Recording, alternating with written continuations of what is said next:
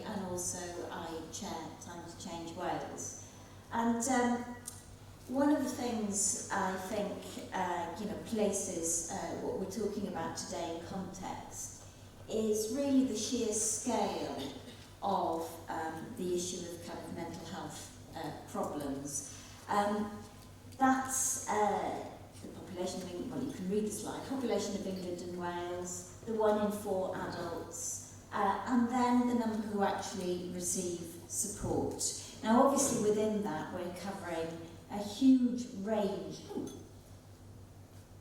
have I done? A huge range of conditions and issues, some of which are common mental health problems, where people, during their lifetime, the evidence is that about 80% of us will experience some kind of mental health problem during our life. Some much rarer, and perhaps conditions or diagnoses which we live with throughout our lives, and many people live very well with.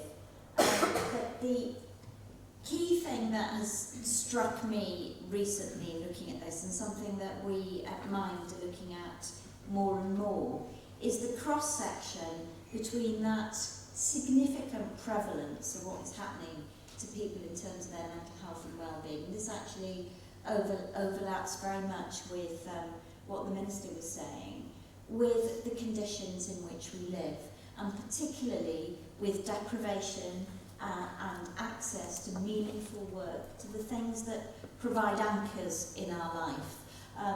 And I think, that the prevalence, if you start to look at people who are less economically active, actually, for me, it's such a burning shame for all of us that this should be the case. And if you are somebody who likes stats, the way that levels of deprivation is overlaid with prevalence of mental health problems is just, you don't often see lines that correlate in quite that way. And the fact is that in Wales, as Ken Skates alluded to, we have very particular challenges in terms of the economy. And one of the things that is happening at the moment is that the whole discourse, the nature of how uncertain we are about what's happening with our economy, the way that people are interacting with each other, is I think, contributing to this, and it's really not helping.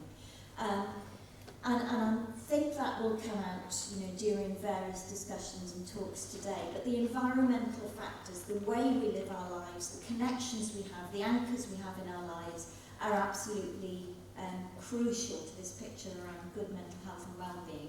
And one of the things about Together for Mental Health is that it does make those connections. And no policy document is perfect, and we know, and we'll have a discussion today about what's working, what's not working. But I think in terms of aspiration and recognition of the breadth of this, it's a very kind of interesting approach that we are taking in Wales. And I actually was doing some work a few weeks ago on prescriptions and alcohol addiction and so on.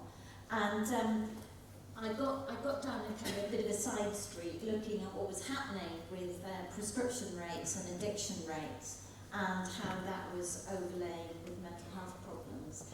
And started reading about, there was a journalist who did a piece about life in Blackpool for the Financial Times a couple of years ago. And she won the Orwell Prize for that piece of work, and she coined a term which I don't particularly like, but it's called shit life syndrome. And she looked at what happens to people, who just, you, me, any of us, who are in that situation, and also the pressures that were on GPs. And we know that in Wales, the legislation means that the vast majority of us who need support will get that support within primary care.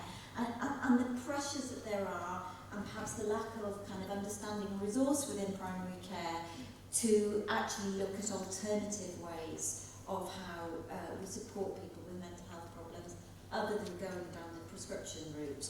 And hopefully that will sort of start to come up today as well, that holistic approach to what we do. At Mind, we're just about, like lots of you I suppose, looking at our plans for the future, and one of the things that we do is we talk to lots of people, our beneficiaries, and we ask them what's important to you. Obviously blocking the signal, it's probably anyway, we talk to lots of people about, you know, what it is that's important to you, what's going on in your life. And we also do really good research into what is actually going on in terms of the availability of support and who's asking for that support. And if I just go back, we kind of know this, but it was a pretty stark for me. So white British females are more likely to ask for and to get support. People from black and minority ethnic communities are the least likely, and young people and those living in low-income households are the most likely to have asked for help and not been able to get what they need. And that feeds into very much in terms of what's happening in terms of that first slide I showed, which was, you know, the prevalence. So in terms of the prevalence generally, the numbers or the prevalence of mental health problems is pretty kind of static, apart from one group, and that is young women. We're just starting to see this now, that there is a real growth in the number of young women, 16 to 24-year-olds, who are presenting with mental health problems, and they are quite complex, and they appear to be linked to trauma and things which have been going on during their childhood. And this is a really kind of worrying, because as a mother of a young woman, and you know, having kind of seen that cohort growing up, this is something I think that we will be paying a lot of attention to, and already are through looking at ACEs and so on. But these are young women who have perhaps had that negative experience and are now coming through with mental health problems. And finally, just a thought for you. As I say, one of the things that we do at Mind Cymru, which is really important to us, is that we're driven by what our beneficiaries tell us is going on in their lives and what they ask for in terms of our support. This isn't a published piece of information, but we talked to just over 4,000 people with mental health problems, and we asked them, you know, what do you want from us? What are the most important things?